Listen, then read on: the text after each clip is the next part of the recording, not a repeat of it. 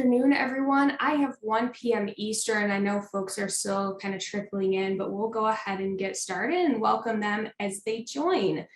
So thank you for joining us for another week of Superior Health COVID-19 Nursing Home Leadership Roundtable session. It's great to see some familiar faces back. For those that I haven't met, my name is Kelsey Ostergren, and I am joined, as always, by Kim Heft and Jerry Hineker, who are my program co-leads for this event. And we also have Jill Hansen on the line today, who's another one of our colleagues, and she will be facilitating our Q&A and discussion at the end of the session. So just a few reminders before we get started. These events have transitioned to the full hour. We really want them to be interactive. So we will continue to provide education on the front end, but really would encourage you to engage with us and with one another sort of in the second half of the session, and really just get your questions answered. This is a great time to network and pick each other's brains. We want this to be an avenue for you to feel supported both by our team at Superior Health, as well as your peer administrators, DONs, and infection preventionists at other long-term care facilities across our tri-state network. The slides for today's session are available. I will put the link in chat, so you can feel free to download those, keep them, save them, and continue to use them as a reference. Before we get started today, I wanted to do just a quick icebreaker activity. And so for those of you who joined our call last week, you might remember we spoke about wellness and well-being and mindfulness. And so one of the tools that I had mentioned was something called 3 Good Things. And so this tool is just as easy as it sounds. You just every day for 2 weeks, think about 3 good things that have happened in your day.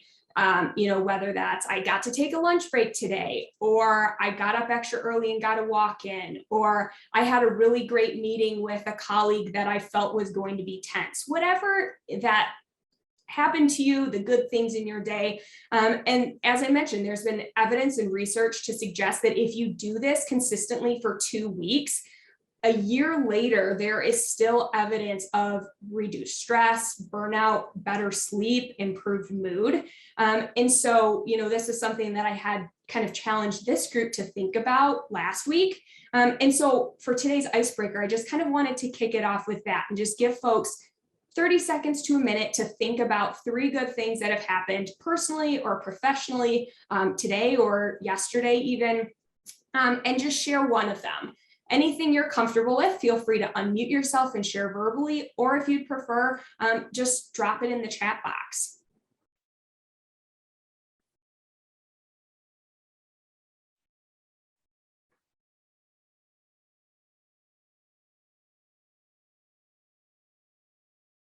And I'm happy to start and kick us off. So one of my 3 good things for today is that this weekend's actually my birthday. And so I will be getting together with my family and my sister and my in-laws and just having kind of a low-key gathering, but it'll just be really nice to see everyone. And so I'm really looking forward to that.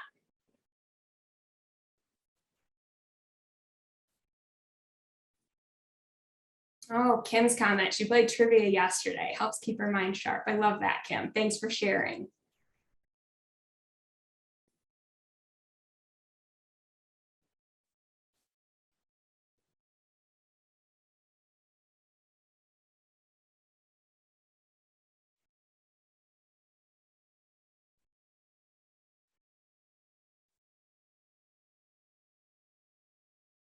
Anyone else have a good thing to share that's happened to them today, yesterday? I'll be looking forward to.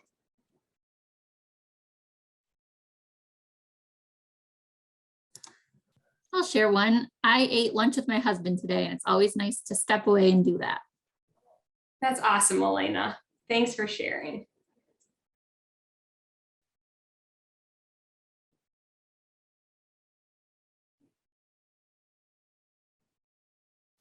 Well, if there's nobody else who wants to share, I would just encourage you to think about this. Keep it in mind as you move forward. Maybe this is a tool you want to practice by yourself and just kind of see how it goes as you move forward. Maybe this is something you want to expand to your immediate leadership team or even to staff in your facility. So thanks to everyone who shared. And Kim, I will turn it over to you for our discussion today. Yep. Okay. Thanks, Kelsey. Okay. Hi, everyone. So today we're going to be talking about the second COVID vaccine booster. It's been approved for those 50 years and older and some immunocompromised individuals. And next slide, please.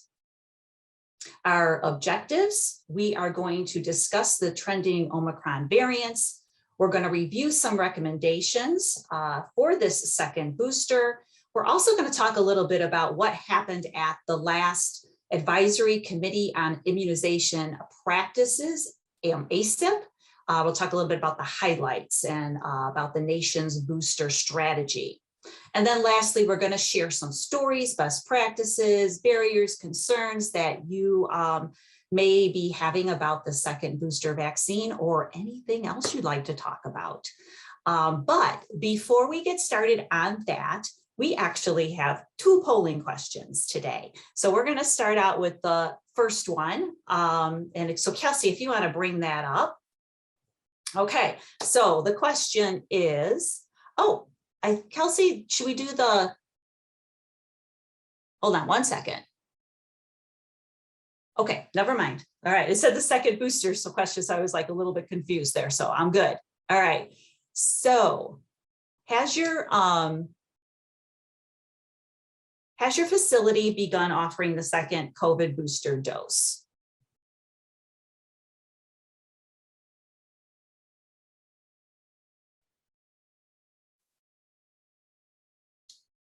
All right, so results are coming in. It looks like we're kind of a split group at this point. I'll give folks just a couple more seconds to respond if they haven't already.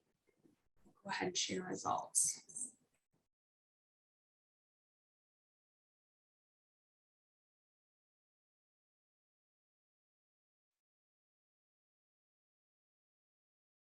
Well, I think we have wait.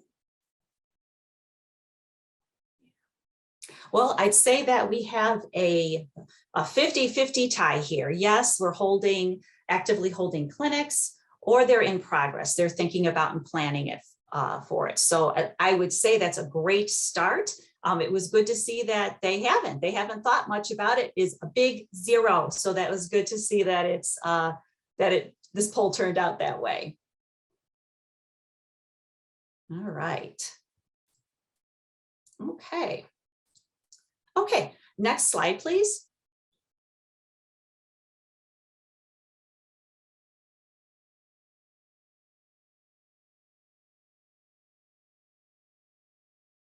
Okay, thank you. All right, so where are we right now in regards to the COVID variants? This particular graph here comes from the CDC COVID data tracker. It's called Nowcast. This model estimates more recent proportions of circulating variants, and it enables timely public health action. Now, this is updated on Tuesday. And so you're going to see the last week on here, though actually is 4/16, but because of how the slides were due, I don't have week ending 4/23 on this graph. And there has just been a slight variation. I'm going to call it red, which is on the bottom right portion, is gradually working its way up. That's this BA.2.12.1. I'm going to call it the red variant. Well, it's working its way up. It's predominant right now in the Northeast states, mostly in New York and Connecticut. And in regards to anything about it, we really don't know much because it's new. But what I can tell you, though, is that these sub-variants of the Omicron are more contagious than the previous strains. They're more transmissible. And but we're also seeing that Omicron and its subvariants, they generally result in less severe illness than in the Delta variant. But the COVID vaccines are still effective against severe illness. Yes, we are seeing these breakthrough infections with Omicron, but it's keeping people out of the hospital and not dying, which is, of course, very important factor. Okay, next slide. up to date. So the CDC recommends that everyone get up to date with their COVID vaccinations. Being up to date means that that person has received all the recommended doses in their primary vaccine series and the booster dose, but when they're eligible. Okay, so receipt of a second booster dose is not necessary to be considered up to date at this time. So currently, for all of the nursing home patrons out there, that second dose is not considered to be up to date yet. Will it change? I don't know, but currently it is not. Okay, next slide. So just last March, the CDC updated its COVID vaccination guidance to say that certain groups of people may get these second boosters. So if you're in one of these groups, it's up to you whether or not to get this booster dose right now. And that's based on the benefits and risks that the vaccine is going to provide for you. So here are some factors to think about if you're considering getting this booster for yourself or for others, like as in your nursing home. So are you eligible? Well, right now you're eligible for that second booster if you're 50 years of age and older. But remember, you have had to have received that initial booster at least 4 months ago. If you're 12 years of age or older and moderately to severely immunocompromised, and again, received that initial booster at least 4 months ago. And then the other reason, which doesn't have to do with age, is that if you received the two, well, I should say, I take that back. You have to be 18 years of older for the Janssen. So if you received 2 doses of the Janssen vaccine at least 4 months ago, now you are eligible to get this booster dose. Next slide. So other reasons to get the second COVID booster: are you or someone you live with more likely to get sick? So what are the factors around that? So are you or others around you moderately or severely immunocompromised, more likely to get very sick from COVID, maybe more likely to be exposed through your job? So nurses, CNAs, nursing home leaders, where you live. Other factors such as, are you a frequent traveler, or are you exposed to large gatherings often? Maybe you would want to get the booster if you're in an area with medium to high COVID community levels, or if you live with someone that is unvaccinated. And next slide. And then lastly, can you wait? Are you under the group that can wait to get this booster? Well, you might consider waiting to get that booster if you've had COVID within the past 3 months. And that is because you still have some antibodies that are going to fight infection. Hence, waiting would benefit, would be a benefit to you. Also, you might want to wait if you feel that getting a booster now would make you not want to get another booster in the future, because maybe there'll be an important one coming out in this fall, and getting it then might be a better option for you. There has been a lot of research done that as more and more boosters become prevalent, that the incident of acceptance from these boosters keeps going down. So maybe you fall under that category. And next slide. So you decided to get that second booster. Again, remember that it's remember to make sure that it's at least 4 months since your last booster. And remember that your second boosters can only be Moderna or Pfizer, not the Janssen. And you can just self-attest that you have a moderately or severely weakened immune system. You don't need any documentation indicating that you have a weakened immune system to receive the COVID vaccine, any of them, including the boosters. Okay, next slide. So these two infographics are from the CDC. Basically, that's where I just read to you my information about thinking about getting a second vaccine booster dose, but also here is the link, and there's more resources at the end too about clinical considerations that you as the nursing home leaders could also use. Next slide. I do like this graph, and actually the next slide too, because I feel as if trying to remember, or there's so much confusion about how much time is in between the different doses of the vaccine and the different manufacturers also. And here you can see between dose one, well, actually between all the doses, it's a nice indication of how many months or weeks to put in between your doses for vaccination. Now, this particular slide here are for people who are not moderately to severely immunocompromised. And as you can see, for those fourth doses, at least 4 months apart, for those people that are 50 years and older, and that dose 3 for those that are 18 years and older who receive the 2 Janssen doses. Next slide. Okay, now this one is a lot like the one we saw, but this is for people who are moderately to severely immunocompromised. And a second booster, the second booster is the 5th shot since the CDC recommended last summer that those who are immunocompromised receive 3 doses as part of their primary series. So again, boy, it sure can get confusing. So I like these graphs. All right, next slide. And lastly, of course, the last thing you would need with our new information is your emergency use instructions. Remember, your EUI allows the CDC to permit emergency use of FDA-approved medical products. And in these new resources, or I should say updated resources, you're going to find the latest information on the second COVID booster. Okay. So that brings us, go back just a second, please, Jerry. Thanks.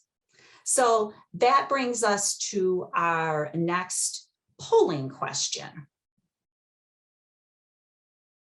So I'd like to know from the audience, what is the general feeling amongst the residents in your nursing home about getting a second booster? Do you think they'll receive the second booster when it's available? They are reluctant to get it, or they're not interested? Now, I know you can't talk for every resident here. It's just an overall feeling or what you're hearing, your vibe of where you are, of the nursing home that you work in regards to how your residents are feeling. So Kim, the responses are trickling in here. I'll give folks just a few more to see if we get any additional responses. Go ahead and close the poll out and share the results. Okay. All right, so Jerry, could you bring up the next slide? Can we see both at the same time here, Kelsey, between the results and the slide? Yep, you should be able to. Okay, all right. Oh, I got lots of screens going on here, so yeah, glad you guys are here. All right, so let's see here. So overall feeling is that they will receive the second booster when it's available. And I just wanted to also put up the results of a recent Harris poll. And this was just this last March, and it had to do with US adults. Now, these adults can be, 18 to, who knows, 120, right? Where our nursing population has maybe an average age of, I'm going to guess, maybe 80 or 85. But in general, the public on the Harris poll indicated that that 60% of them would receive a booster shot if it becomes available to me. And our audience indicated 56%. And I will only receive a second booster if a new variant arises or my area has a COVID surge, was 22% on the Harris poll. And our nursing home population around 33%. And then in regards to not interested in a second booster, we have our nursing home participants at 11% and 18 here at the Harris poll. Well, look at that. Lo and behold, they pretty much match up, don't they? Not a big surprise. I thought maybe we may see a bigger response in the first answer for the nursing homes. I don't know, just because of an older, I'm speculating, I have nothing, it's just only opinion, just because of the older population, maybe just themselves being a little bit more worried of getting sick, that I thought maybe I'd see that number a little larger, but yeah. Okay. All right, so we'll close out that poll and we will go to the next slide, please. All right. Okay, so the CDC's Advisory Committee on Immunization Practices, or ACIP, they met last Wednesday to discuss next steps around recommending additional COVID vaccines. So the goal of this program, though, is to prevent severe disease. That's their major goal. And their secondary goals include maintaining workforce and healthcare capacity, reducing infection rates, improving mental health with more social interactions, and preventing COVID post-ailments. Now, to achieve this goal, the committee represented data on vaccine effectiveness, safety, and guidance on the booster dose. And they also talked a bit about next steps and the framework for the future doses.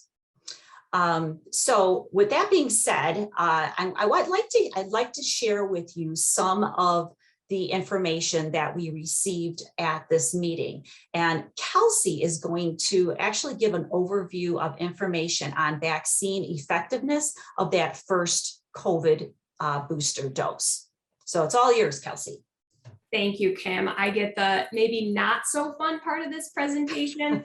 So I will do my best. And Jerry, if you want to flip to the next slide, to keep this interesting and relevant and not make your eyes glaze over.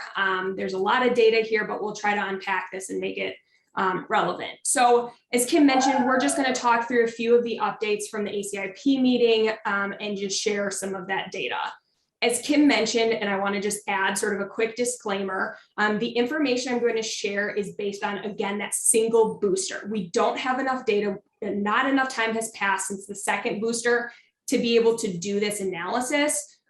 Personal note here, I think that this evidence is strong, and I'm suspecting, but we'll see, that the second booster will also mimic what we see for the first booster in terms of efficacy and increased duration of protection. So with that, the data on this slide came from a nationwide COVID-19 drive-through testing program that was conducted at outpatient pharmacies. And so the goal here was just to better understand how well each different vaccine and booster combination did at preventing a symptomatic disease, in this case, specifically related to Omicron. So when folks showed up at the pharmacy to get their test, they were asked about their vaccine status. And so what this is showing is sort of our unvaccinated population at the top in that gray bar. And so that'll be kind of our control group that we then compare against 3 other vaccine groups. We have our J&J primary with a J&J booster. We have a J&J primary with an mRNA booster, and then a 2-dose mRNA primary series with our mRNA booster all the way on the bottom. As you look at the numbers in the table to the right there, you can see the first column is the total number of encounters they had within each of those categories. The next column over is the percent of those encounters that came back with a positive test. And then that third and kind of furthest right column shows us the resulting vaccine efficacy.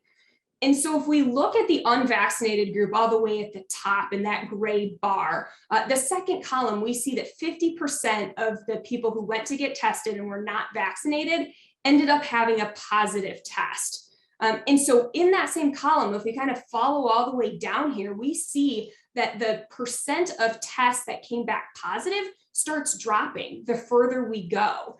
And so as we start to see decreasing positivity, what does that mean for us?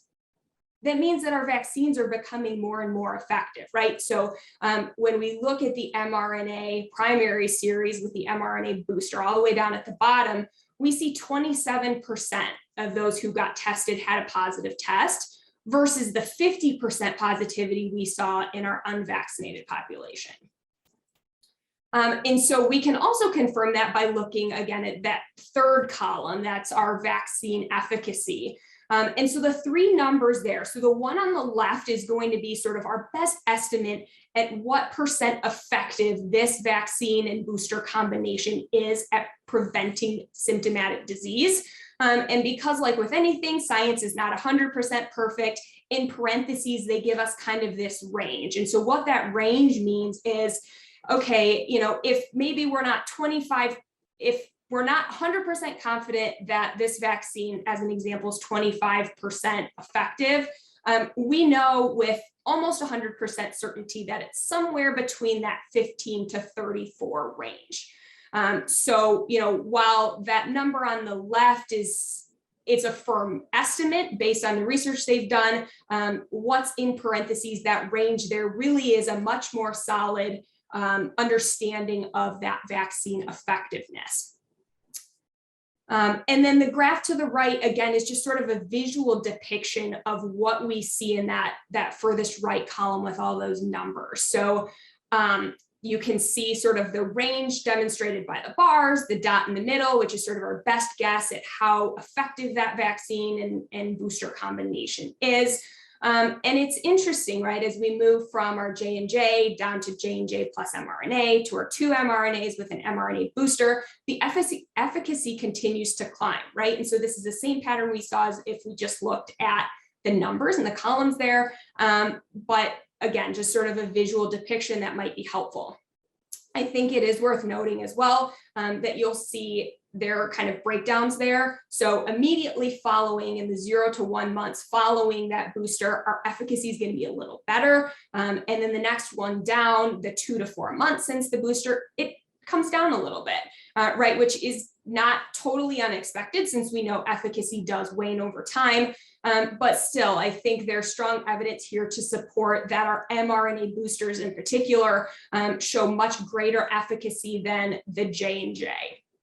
And certainly over the unvaccinated population as well. So that is looking at our symptomatic infection. And I want to talk a little bit more about some of our severe outcomes like hospitalization and see kind of what pattern we are looking at there. So Jerry, if you want to move ahead to the next slide, very similar to what we saw on the past, this is looking at how these vaccine combinations will prevent hospitalization. Very similar groupings here. I've noted the 3 that we just looked at on the previous slide in arrows down at the bottom. This table did add just the 1 singular J&J dose as well. And then we still have our unvaccinated sort of control group population up there at the top as well. The numbers that are called out in that blue box tell us the percent of patients that were hospitalized with each of these different vaccine combinations. So for example, if we look at the 2 J&J doses, we're looking at about 32% of folks who had that and were hospitalized, versus if we look at the very bottom row where we had 2 mRNA vaccines plus the mRNA booster, we're seeing it about 10%. And then just as the comparative population, this is sitting around 50% for our unvaccinated folks. So all 3 of these vaccine combinations were more protective against hospitalization than they were against preventing infection, which again is what we looked at on the last slide. And I think that makes sense given that really our goal with any vaccine is to avoid this serious illness and hospitalization and less about preventing the infection entirely, though it can certainly help with that as well. So just as an example, if we look at the mRNA vaccine, so the very bottom row there, so the 2 primary mRNA vaccines and then an mRNA booster. So this shows us, if we look at the green box all the way on the right, that our vaccine efficacy, or how effective this vaccine and booster combo was against protecting against hospitalization, we see 90% effective. In the last slide, we saw about 63%. So 63% effective at preventing infection and 90% effective at preventing hospitalization. So important distinction between the two. But again, our mRNA boosters are showing us greater efficacy against both infection and hospitalization. So the last and final slide I will share with you some more data. So this is from yet another study that looked at electronic health records and positive PCR tests. And again, they wanted to see how effective 2 doses were from our primary series, and then what does this look like compared to those that received a booster. This was not stratified in any manner by the type of vaccines received. Strictly, did they get it? Or did they get just the primary series, and or did they get the booster dose as well? But just to note, this is specific for our mRNA vaccines, so they have pulled out the J&J from this specific analysis. So if we look at the vaccine effectiveness sort of in this top 2-dose category, this would be strictly looking at folks who just got the primary series.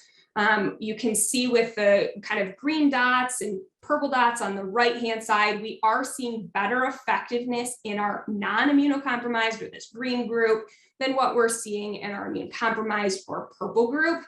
I think it's interesting, as we look at this, that the efficacy over time sort of drops a bit for our non-immune-compromised or the green folks versus where it is for the purple immune-compromised. That kind of stays a little more stable.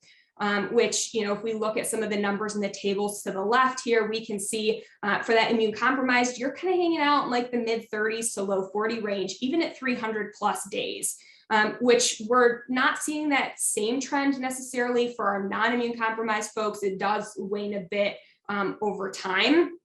But it's not really until we get down to this 3 doses, so where we've now introduced the booster, that we really do see a big jump in effectiveness in both groups, frankly. And so even with that kind of waning effectiveness over time, we still see far better protection for our green non-immune compromised folks, and at least as good, if not a little bit better, for our immune compromised or purple dots here on the slide. And so, as you look at this, I'm hopeful that it will be helpful just to kind of frame some of the conversations we're having around this. As we reviewed this information, I think this evidence is abundantly clear that boosters help ensure a higher level of protection, both against disease as well as hospitalization. And the mRNA boosters really seem to help elevate that, regardless of what primary vaccine series was given. And so if you have any questions, if you want to take a look at this later, please feel free to reach out and let us know. We're happy to help clarify any of this. But, as I mentioned, I'm just hopeful that this will kind of help frame this discussion, why we want to talk about this. And I think some of this new research that's actually unpublished at this point that's starting to come out really gives us and kind of refocuses us on the importance of getting boosted when appropriate. So with that, Kim, I will kick it back over to you.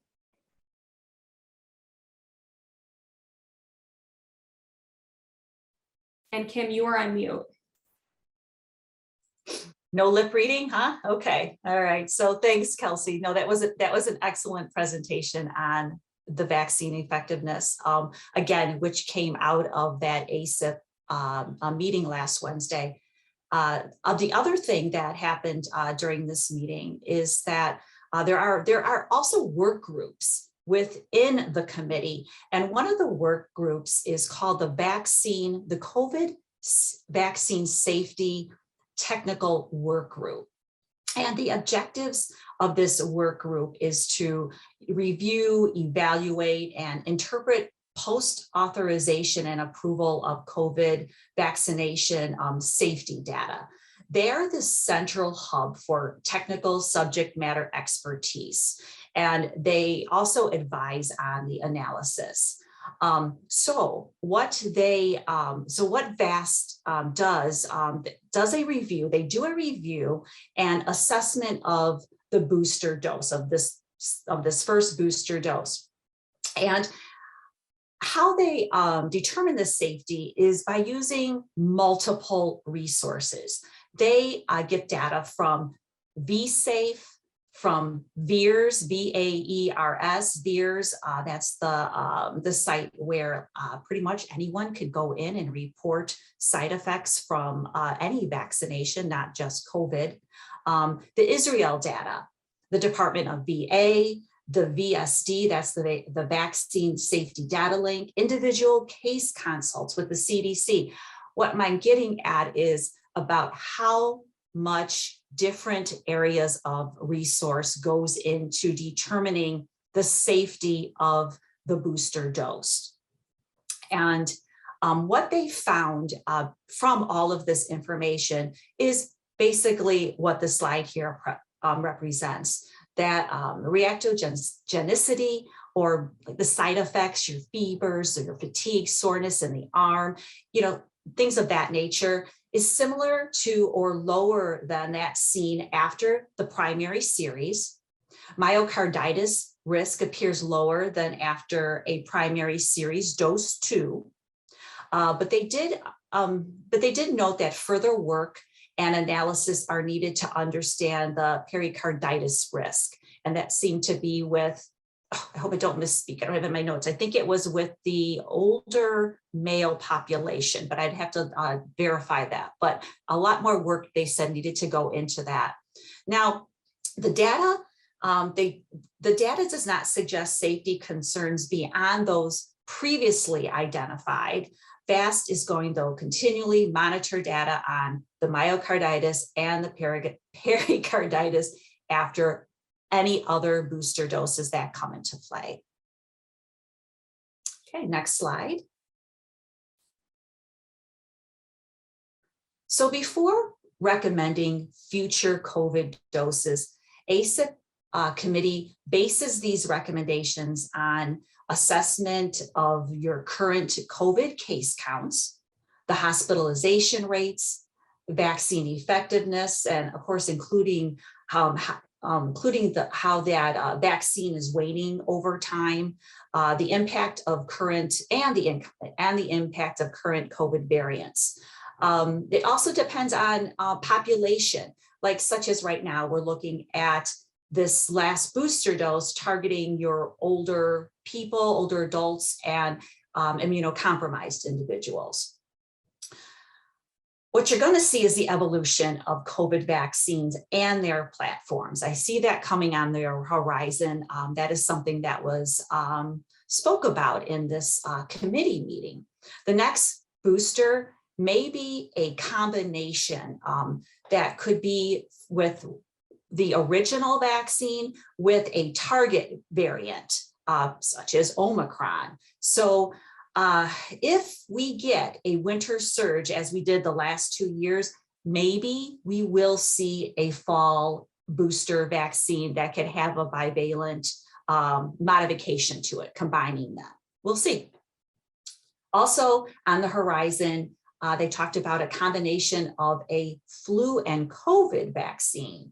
And there's actually one in the process. Novavax has asked for an EAU, an emergency use authorization, and has started trials. And so we'll see where that ends up going to, that combination. It was also noted it's just important to have COVID-19 vaccine policy that is simple. We've heard a lot about how maybe boosters shouldn't be called a first dose, a second dose. Maybe we should have things called annual doses, not to make the term a breakthrough, being that it's doing its job, it's not a breakthrough infection. I mean, it's supposed to protect from severe disease, a lot of verbiage. So just again, making vaccine policy simple. And one thing was mentioned that maybe vaccines based on timing, again, an annual booster may be easier to communicate than that number, second booster, fourth, so on and so forth.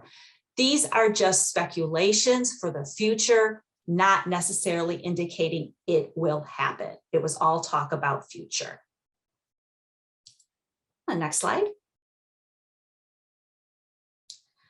So it's important to define the goal of future doses of COVID vaccines. I think this might be the third time that we've said it, but I guess we're trying to hit home that, what are we trying to accomplish? Prevention of infection transmission or prevention of severe disease. That prevention of infection is time limited.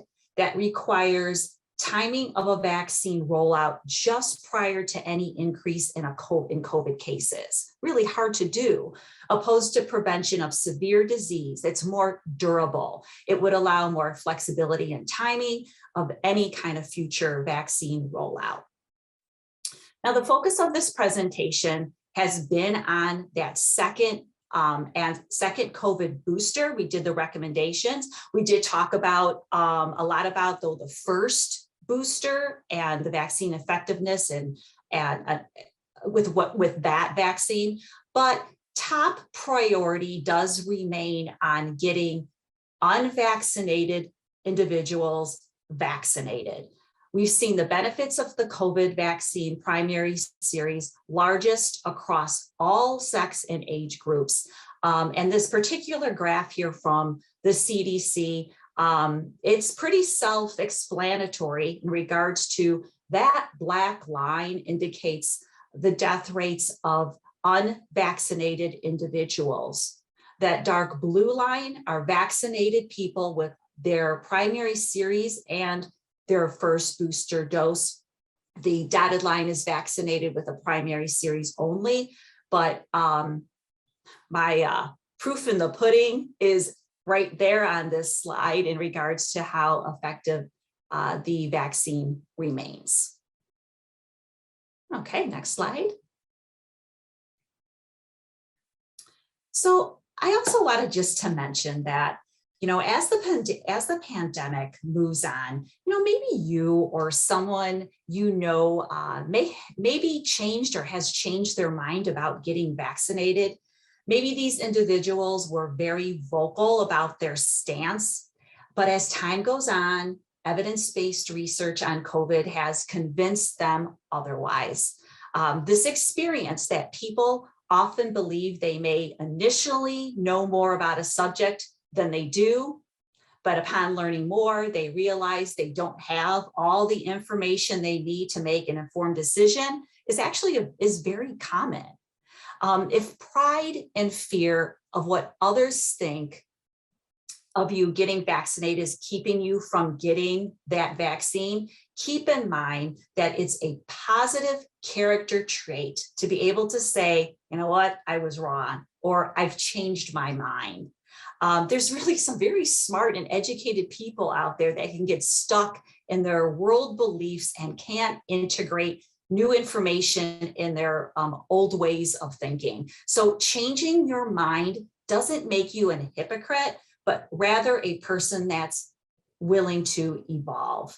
Being human requires you to check in on your biases and your belief systems very often. So Dr. Serrani, she's a psychology professor. That's where I'm getting this information from. And I have the link here if you'd like to read a little bit more about this Dunning-Kruger effect. I wasn't going to get into that, but she'll tell you all about it if you want to know more. And she states, the key is to place your own beliefs on hold while inviting other ways of thinking in. So if you could take that home with you, maybe share that with your family and your nursing home acquaintances, maybe that'll help also induce others to get vaccinated. Okay, next slide, please. These are just a list of my resources. And if they're not all on here, remember the slide presentation does have links at the bottom of every slide if you'd like more information on what was presented today. So I thank you for me letting you bend your ear here. So now it's time for our Q&A portion of our event. And please feel free to put in questions in chat, unmute yourself, let me know. Sometimes it's so hard to type that you're like, just say it and we'll figure it out for you too. So let's see here. I think maybe we might have some information in chat already or questions. I'm looking. So Angie, I have an employee that quotes the number of VIRS deaths post-COVID-19 vaccine as being very high. Suspicion that this information has been hidden from the public. What is the accurate information that I can provide to them? I would really like to hear a presentation about VIRS finding and perhaps an analysis of the data. Oh my gosh, I love that. Actually, thank you. Yes, I actually, you guys might have to help me out on this, but I remember, oh my gosh, I remember reading not a long time ago, but when, the VIRS data was out, yes, and you're hearing about all of these deaths from COVID, and maybe I can find it. This epidemiologist broke it down, and when you break down the data from VIRS, you can go in there and run reports about how, remember, anyone can go in there and say, my mom died from the COVID shot, but then what you don't know is the background that she had a stroke, she had a heart attack, she was dehydrated. I mean, but that the COVID vaccine didn't actually cause that death, but that it was just bad, lack of better words, bad timing. I just don't have a lot to back that up at the moment, but yes, I think that's a great suggestion on the VIRS data, because I know we could definitely break that down so that it's more understandable for you, for this audience, but then to bring it back and show the nursing home staff on what's really happening with VIRS.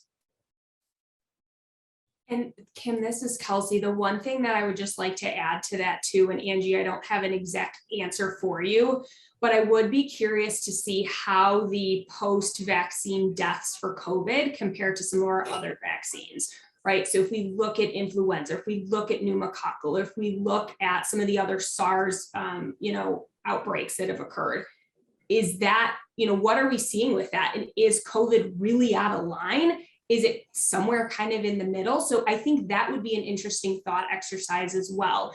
Because yes, if we look strictly at the number of deaths, that doesn't account for our total, denominator, right? So right. 10 deaths out of 20 million is going to be very different than that many deaths out of a few hundred people.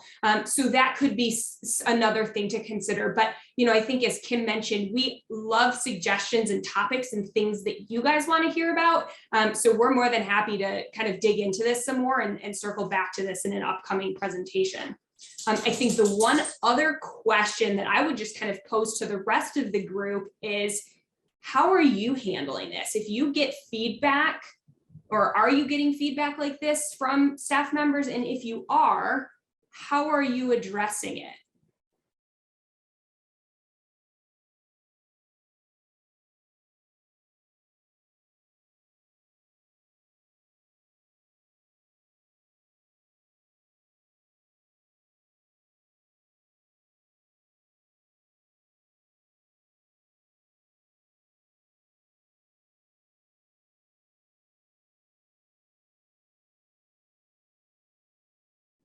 And please don't be shy. This is your time to network. And I know you're all getting these sorts of questions and pushback from staff. So I'd love to hear if there are other ideas or strategies that people have taken to sort of address some of these concerns.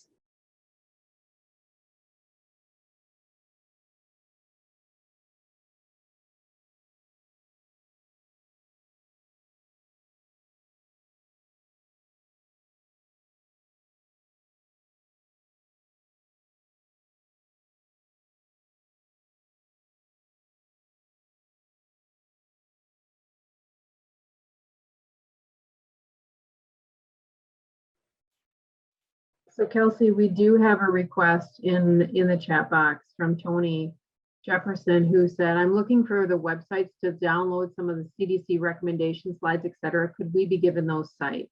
I think that's a great thing. And I don't know if Kim, if that is part of our resources that are at the end of this, but we can be sure to send those out after today's call. And Kelsey's got she's posting the slides up right now. But again, yeah, those are some great resources. Again, if there's other things that you think of and you get back to your desk today and you go, oh, I thought of something, feel free to message us and we are welcome to add that to either next week's presentation or send that out as sort of a post thing. I think I know there's a lot of information that was shared today with all of you. And I think Kelsey did a really nice job, I thought, of breaking down sort of those graphs and actually it being that I could comprehend it from my standpoint, and you're not just looking at it going, I don't know what all this means. So I think even if there's sort of a strategy, if that would be helpful for you to sort of hear about, are there talking points that we could share? Sort of, here's the graph, here's some talking points that you could use if that would be helpful. You want to chat that in to the box. Because that, again, as Kim mentioned, these are all great things for us to know sort of what you need on the front lines when you're having those conversations. And I think, me coming at from an angle of sort of the culture component is my background. I know it's the push for the nursing homes was really to get people that initial vaccination. So it was really sort of that heavy hand of to say, you know what, this is now a mandate to get our staff vaccinated.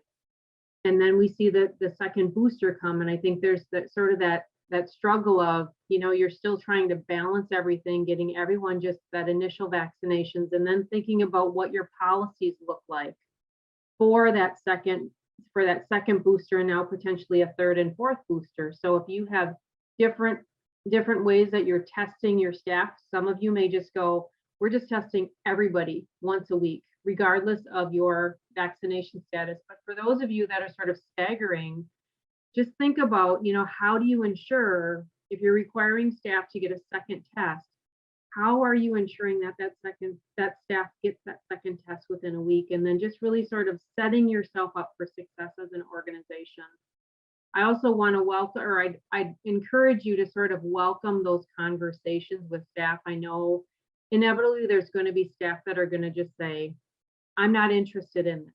But again, how do you open the door for those conversations, and do staff actually feel heard when they bring up their reasons for not wanting to get the additional boosters, and sort of having that open conversation and that dialogue between them? Again, making sure, how do they feel? How would you feel as a staff member? So sort of put yourselves in their shoes and sort of your pushback. And perhaps you yourself might have some, hesitation, but really having those open and honest conversations, I think, just sort of moves that dial a little bit better to create the environment where your staff feels safe and comfortable having those open dialogues.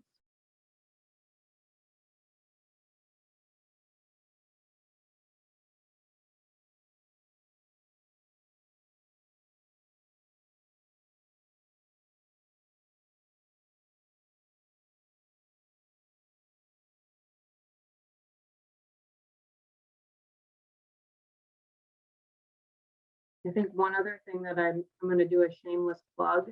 If your organization has not conferred NHSN rights to us, sort of the benefits of doing that is, in addition to us being able to, view your data in a little more real time, we can look at your initial vaccination data and your booster data to actually see if there are any kind of do some data validation around there. I know there's some step checks that don't necessarily happen within the current system. So say you put in, we put in 50 boosters, and the next week we put in 1 booster. There is no flag within NHSN that says, are you sure you only wanted to put 1? Or did you mean to put 51?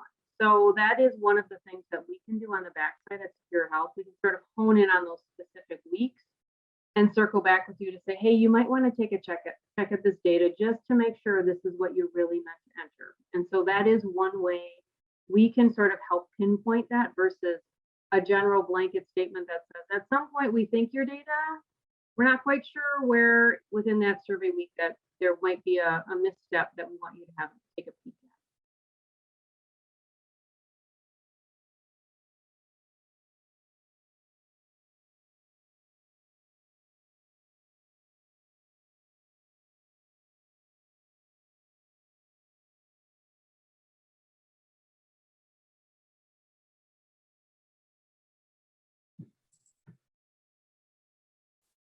Well, does anyone else have anything else they'd like to talk about? It doesn't even necessarily have to be about this second COVID vaccination. Again, thanks for the VEERS suggestion. Maybe somebody else has something on their mind in regards to COVID, not COVID vaccination, anything infection prevention. Hey, we're up for it. Bring it on.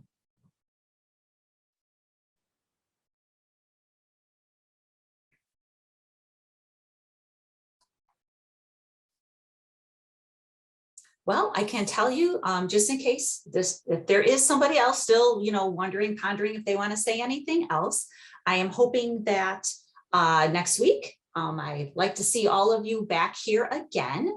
We are going to be giving an update on the county positivity rates and what it means for nursing homes. And I know there's still a lot of confusion, I guess let's call it, between the county positivity rates and the community rates. The green or the blue? Nursing homes, we focus on getting to the blue, right? The low oh my gosh, I can't talk. Transmissible rates is the blue. Green is for the community. But anyways, that's what we're going to talk about. And we'll see again what that means for a nursing home when you get into green, if not green, into blue, if we ever get there. I'm hoping to. And with that being said, is there anything else left in? Oh, wait, we have something in chat, I think. Any tips on getting staff to be compliant with testing? Caitlin, what, so your unvaccinated staff has to get tested, and do you have like do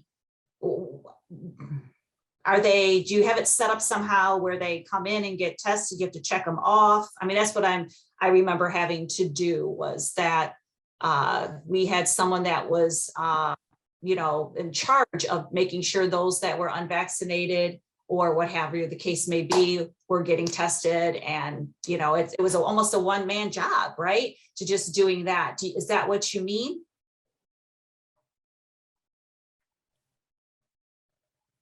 Ooh. Kim, could I just add too, we are going to have a session on testing from from Dr. Binnicker at Mayo Clinic. It's not until June, but we could certainly ask if he has any tips too. Yeah, absolutely. In regards to testing too, I mean, I've heard that a big incentive is you don't want to test anymore, get vaccinated. It's effective for some, not all, but I know it's been effective for some. And then Angie, thank you for letting us know that next week, Leading Age is also going to be taking place the same time we are. And the topic is one that she really wants to hear. Are these meetings recorded? We do have a playlist that happens. I have to find out how quickly they become the playlist, and I can tell you or give you that information in the future, but I know we already have some in that area. Any of the Superior Health people that might be online, can you help Angie out about exactly how to get to the playlist, or are we going to wait until next time we all get together? I can pop it in the chat right now. Thanks, Elena.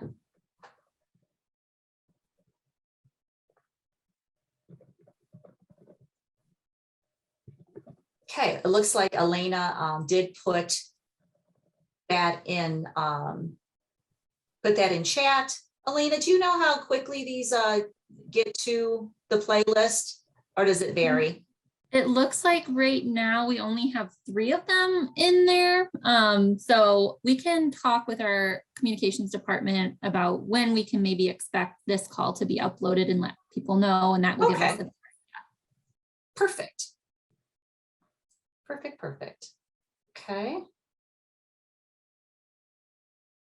All right, I don't see anything else. We are at top of the hour at 2 p.m. Thank you everyone for being here with us. We really appreciate your input and your time to learn from us, from each other. And with that being said, we will see all of you next week. Thanks, bye-bye.